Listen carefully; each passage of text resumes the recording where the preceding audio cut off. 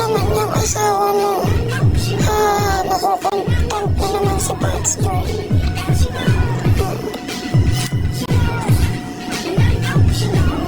Itali ka na lang kasi para hindi ka maagaw.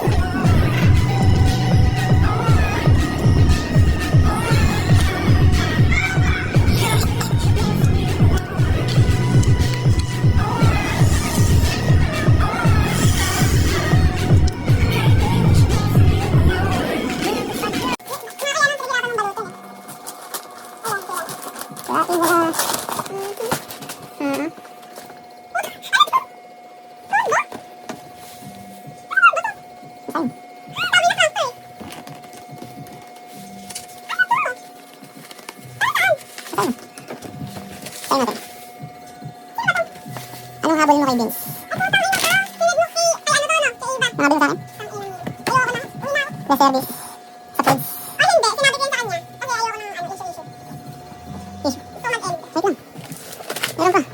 Wala na, okay na. Feeling ko yun na yun. Ano? Nasaan Saturday ka lang?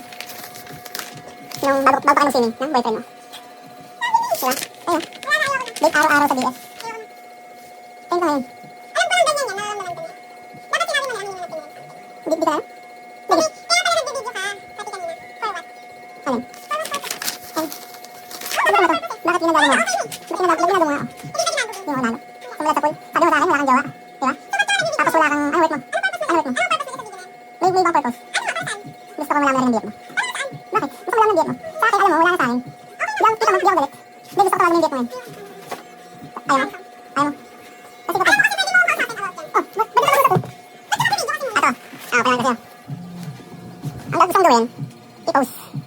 Pero, kung itatawagan mo yung diet mo ngayon, kakausapin natin, aaminin natin lahat. Ay, hindi, ikaw yung malakas, umpisa pa lang. Walang awa, walang konsensya. I-stop mo muna. Walang konsensya, hindi. Sabi natin to, kapag nawag mo yung boyfriend mo, i-stop natin ang video.